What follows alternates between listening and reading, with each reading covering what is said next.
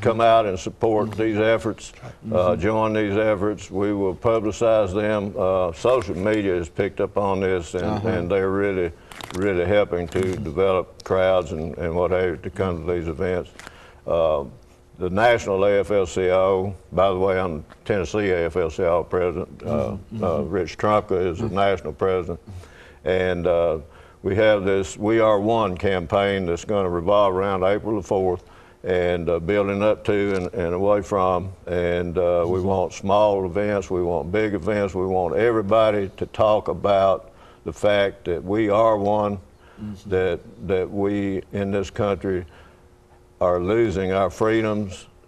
And so you're saying the working man in Tennessee as well as across America really is in a dire strait. We're under attack, and it's a frontal attack and it's a broad attack, and we are under attack. April 4th is the day the king was killed. So that should rally every human being. That sound of us as living wage was part of his dream. That was part of his dream. You can't have an intelligent citizenry that's poor and poverty-stricken. Part of that dream of making America what it is has to be sharing the wealth of this nation. And that was Dr. King's dream.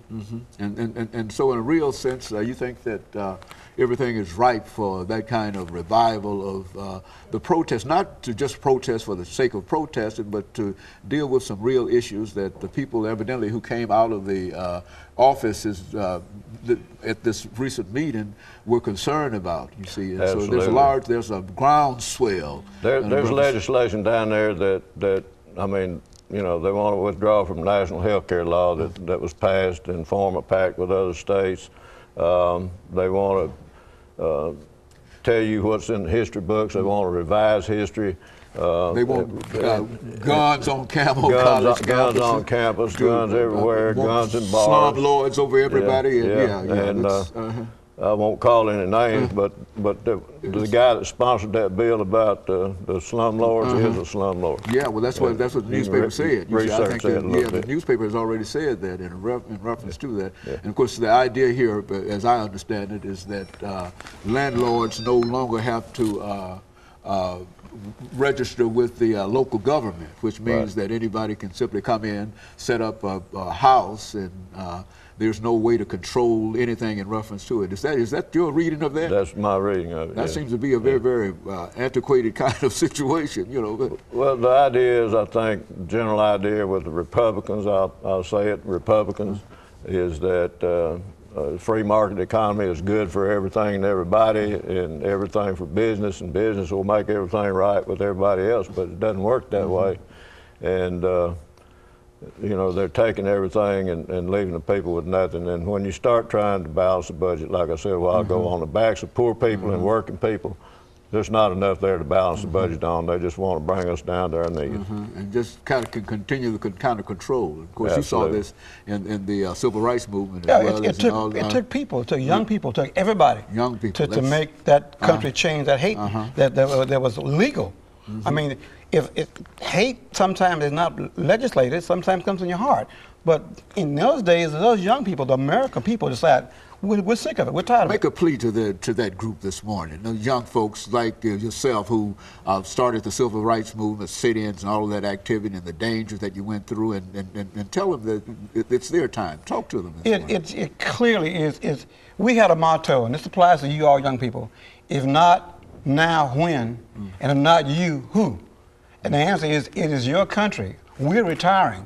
You're going to have to stand up now so you can have a nation that you be proud of, that you can go to college and get your tuition paid. You can have babies that are healthy. You can have their grandparents living in decent housing. It's going to be you all that's going to sit there and watch either it happens where you want it to happen, or somebody's going to make it happen to you. Either you do it now, you do it with us, and take the chance, turn the remotes off, turn your MP3 off, turn the football games off, get out there. Tweeting and all tweeting. That's not going to put one penny in your pocket. It's not going to make sure that you have a job when you finish high school or college.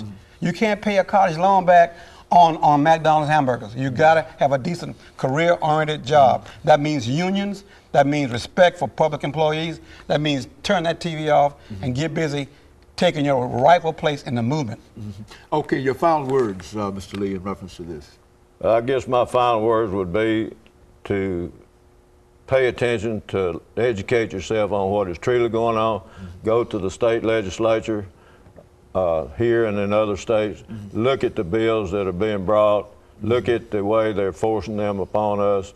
With a large majority of people, there is no heartfelt relief there for us. I'll tell you, it's all about business. It's all about business interest, and it's all about taking it away from the people. Okay, over the last 30 seconds, let me thank the two of you as well as Alana for coming by and giving us that excellent information about the protest movement in Tennessee. And certainly I couldn't end this without adding that the students at Tennessee State University and all of these historical black colleges, Scarrett and others, have a special responsibility because they have to continue this movement that was started here in a real sense. And so that's the only way. And let me encourage you to tune in again next week for another informative edition of Context.